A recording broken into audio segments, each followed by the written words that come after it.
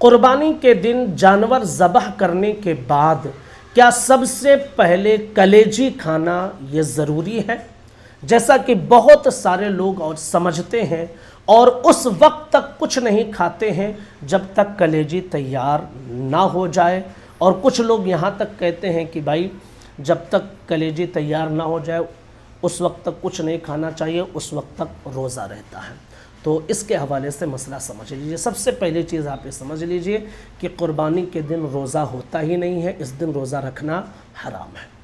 ٹھیک ہے؟ تو 5 بجے تک، 10 بجے تک، 8 بجے تک جانور جب تک قربان نہ ہو، کلیجی جب تک بن نہ جائے، اس وقت تک روزہ رہتے ہیں، یہ فضول چیز ہے، اس دن روزہ رکھنا درست ہی نہیں ہے۔ دوسری بات یہ کہ کیا اس دن کلیجی سب سے پہلے کھانا چاہیے؟ تو اس کے حوالے سے آپ سمجھ لیجئے کہ اللہ کے رسول صلی اللہ تعالیٰ علیہ وسلم عید الاضحیٰ کے موقع پر جب عید الاضحیٰ کی نماز ادا فرما لیتے تو جانور کو قربانی کے لیے پیش کرتے تھے، یعنی اپنے ہاتھوں سے جانور ذبح کرتے تھے اور پھر اس کی کلیجی کو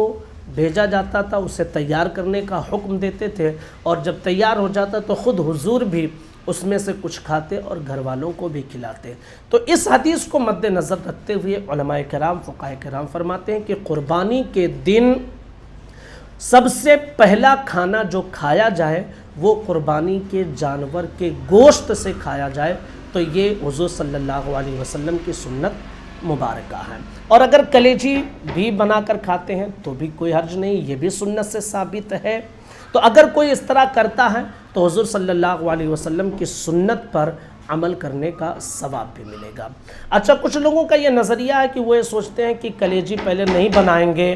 تو کچھ گناہ ہو جائے گا، کچھ برا پھال نکالتے ہیں۔ تو یاد رکھ لیجئے اس کے حوالے سے کوئی برا پھال نہ نکالیں، یہ کوئی واجب فرض نہیں ہے کہ آپ کو ایسا کمپلسری کرنا ہے۔ اگر ایسا کرتے ہیں تو اچھا ہے اور حضور کی سنت پر عمل کرنے کا ثواب ملے گا۔ اور کلیجی کو اس لیے سب سے پہلے تیار کرتے ہیں کیونکہ یہ ٹیسٹی بھی ہے اور جلدی پک کر تیار ہو جاتا ہے، اور چونکہ قربانی کے دن سب سے پہلے قربانی کے جانور کے گوشت کو کھانے کا حکم دیا گیا ہے کہ کھانا چاہیے، بہتر ہے، تو کلیجی تیار کرنے میں آسانی ہوتی ہے، جلدی تیار ہو جاتی ہے۔ اس لیے لوگوں کا یہی معمول ہے کہ جانور ذبح کرنے کے بعد سب سے پہلے کلیجی گھر پہ بھجوا دیتے ہیں تاکہ تیار ہو جائے اور لوگ ناشتہ وغیرہ کر لے۔ تو یہ اس کی اصل ہے۔ تو آقا علیہ الصلوۃ والتسلیم کی سنت پر عمل کرتے ہوئے اگر کوئی سب سے پہلے قربانی کے جانور کے گوشت کو قربانی کے دن کھاتا ہے